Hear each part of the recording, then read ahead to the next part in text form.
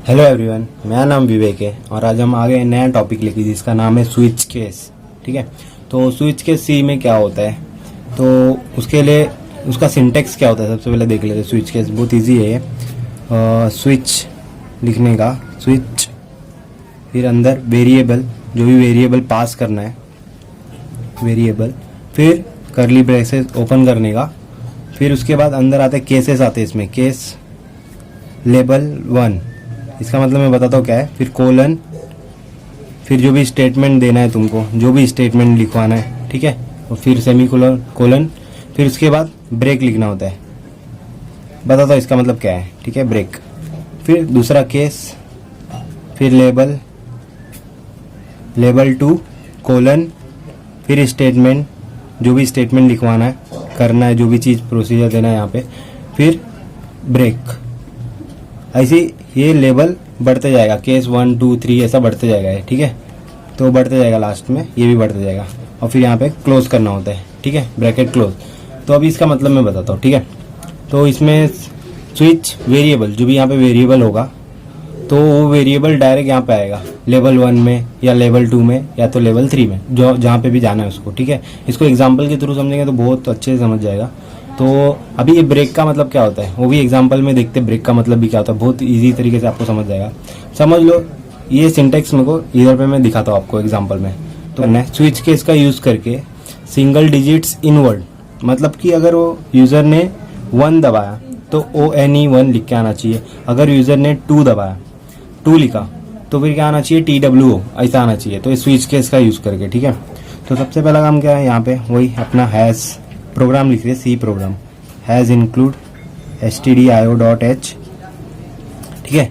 फिर void main function से programme start होता है हमारा, ठीक है। फिर ओपन किया इसको, मेन फंक्शन को मैंने, ठीक है। अभी इंट में क्या आएगा, इंट में क्या आएगा, एक n आएगा, जो यूजर से नंबर लेना है, जो भी 1 2 3 4 5 कुछ भी लेना है, जो n में जाएगा, ठीक है। तो यहाँ पे मैं लिख देता हूँ print F inter number, print F inter number, ठीक है, क्लोज किया। फिर स्कैन एफ, इनपुट लेने के लिए स्कैन एफ यूज करते, %d एंड n, एम्बसन n बोलते इसको, ये इनपुट लेने के लिए जो भी यूजर डालेगा 1 2 3 4 वो n में चला जाएगा, ठीक है। अब n में आ गया, समझ लो 1 आया, 2 आया, 3 आया, कुछ भी आया, ठीक है। तो अब मुझे स्विच केस यूज करना है, ठीक है। तो स्विच वेरिएबल मतलब स्विच लिखने का सब स्मॉल में ही रहता है, स्विच n लिख दो यहाँ पे, जो भी वेरिएबल है वो लिख दिया मैंने यहाँ पे। समझ लो n है तो n लिख दिया डायरेक्ट। तो इसमें 1 होगा तो इसमें क्या आएगा, 1 आएगा, इसमें 2 होगा तो इसमें 2 आएगा, ठीक है। तो इसको मैंने ओपन किया अभी स्विच को। अब यहाँ पे केस अभी यहाँ पे क्या 1 है तो यहाँ पे लिखना पड़ेगा 1, केस 1 कोलन, ठीक है, केस 1 कोलन, ठीक है। तो इसमें क्या स्टेटमेंट लिखवाना है मेरे को, अगर यूजर ने 1 दबाया इसमें तो इसमें आएगा 1, तो वो केस 1 में क्या लिखना है, print F open ONE1, print F ये होगा, और फिर यहाँ पे मैंने ब्रेक लिखा, ठीक है। मैं मतलब बताता हूँ इसका। फिर केस 2 लिखा मैंने, केस 2 प्रिंट एफ TWO 2, फिर ब्रेक, फिर केस 3 लेबल है 1 2 3 4 लेबल होता है, ठीक है। फिर इसमें प्रिंट एफ डबल इन्वर्टेड 3, ऐसे करते करते आगे बढ़ते जाएगा। फिर ये ब्रेक। अब मैं इसको रन करके आपको बताता हूँ क्या है। देखो अभी यूजर ने समझ लो 2 दबाया, ठीक है। तो इसमें n में कितना है 2, और यहाँ पे कितना है स्विच 2। स्विच 2 का मतलब वो स्विच हो जाएगा, डायरेक्ट जंप करेगा, ठीक है। कहाँ पे, 2 वाले केस में। तो यहाँ पे अगर 2 आएगा तो डायरेक्ट ऑटोमेटिक यहाँ पे आ जाएगा वो 2 में आ जाएगा। तो देख रहा है क्या करना है उसको, TWO, तो प्रिंट हो जाएगा TWO।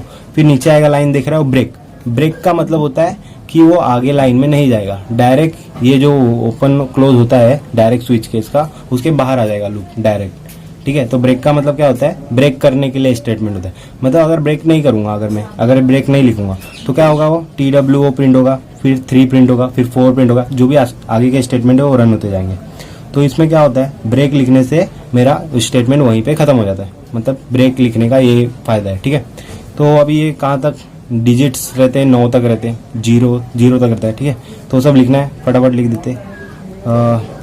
केस 4 प्रिंट एफ, मैं एक काम करता हूँ 5 ही तक लिखता हूँ, 4 ही तक लिखता हूँ, आप 10 तक लिख लेना, 0 तक लिख लेना, ठीक है। 4 ब्रेक किया यहाँ पे, तो ये मेरा था अभी, ठीक है। तो लेकिन एक चीज़ इसमें सबसे मेन चीज़ एक बचती है, क्या समझ लो अभी यूज़र ने 1 दबाया तो 1 प्रिंट हो गया, अगर वो 2 दबाया तो n में 2 आया यहाँ पे स्विच 2 डायरेक्ट 2 में हो गया, अगर 3 दबाया उसने तो n में कितना गया 3, तो स्विच 3 डायरेक्ट 3 में आ जाएगा, तो यहाँ पे क्या हुआ प्रिंट एफ 3, तो 3 प्रिंट हो जाएगा, ठीक है। और फिर ब्रेक मतलब बाहर आ जाएगा लूप के, आगे लाइन में नहीं जाएगा, ठीक है। लेकिन अगर उसने कुछ और ही दबा दिया, उसने समझ लो 10 दबा दिया, 11 दबा दिया, तो 11 10 तो है ही नहीं ना केस में, मेरा तो 1 to 4 ही तक है यहाँ पे, और या तो आप लिखोगे 0 तक, तो 1 to 0 तक ही है, 10 तो है नहीं मेरे पास, 11 भी नहीं है, 12 भी नहीं है। तो उसके लिए क्या, अगर उसने प्लस दबा दिया, माइनस दबा दिया, कुछ भी मतलब 1 2 3 को छोड़ के उसने अगर कुछ भी दबा दिया, ठीक है, तो उसके लिए भी कुछ लिख के आना चाहिए इनवैलिड चॉइस करके। तो इसमें स्विच केस में एक चीज़ होता है यहाँ पे, तो मैं यहाँ पे प्रोग्राम का नाम चेंज कर देता हूँ, प्रोग्राम का नाम मैं लिख देता हूँ सिंगल डिजिट्स इन 1 to 4 ही लिख देता हूँ, 1 to 4, बाकी नहीं, आप बाकी का आप कर लो, 1 to 4 ही मैं करता हूँ, ठीक है। तो यहाँ पे 1 to 4 है, तो अगर यूज़र ने 5 दबाया तो 1 to 4 ही तक मैंने प्रोग्राम लिखा है, 5 का तो है ही नहीं। अगर उसने 6 दबाया, अगर उसने 7 दबाया, तो कुछ और दबाया तो वो तो प्रोग्राम में है ही नहीं। तो उसके लिए यहाँ पे एक चीज़ लिखना पड़ता है, डिफ़ॉल्ट मतलब वो कुछ भी दबाएगा तो डिफ़ॉल्ट में आएगा डायरेक्ट। प्रिंट एफ एरर लिख दो या इनवैलिड चॉइस लिख दो, इनवैलिड चॉइस, तो इनवैलिड चॉइस लिख के आएगा, ठीक है। फिर यहाँ पे मैंने ब्रेक कर देता हूँ, ब्रेक, और स्विच केस यहाँ पे मैं क्लोज कर रहा हूँ, स्विच केस क्लोज किया। अब यूज़र अगर 6 दबा रहा है, अगर 6 दबा रहा है तो स्विच 6, तो यहाँ पे 6 आ जाएगा, तो 6 का तो स्टेटमेंट है ही नहीं मेरे पास, तो डायरेक्ट वो डिफ़ॉल्ट में आएगा। डिफ़ॉल्ट में क्या आएगा, इनवैलिड चॉइस, तो उसके बाद ब्रेक, ठीक है। अब मेन प्रोग्राम क्लोज करना है, गेस C H close, main program close किया मैंने, ठीक है।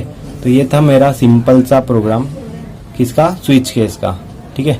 तो अब आपको समझ गया होगा ये वेरिएबल क्या, switch variable case, level 1 level 2 level 3 ऐसा है, ठीक है। तो स्विच केस में और बहुत सारे हम प्रोग्राम देखेंगे आगे, ठीक है, कैलकुलेटर बनाना सीखेंगे, तो आप आगे का वीडियो जरूर देखना। अगर आपको वीडियो पसंद आया तो लाइक करें, सब्सक्राइब करें, शेयर करें। Thank you.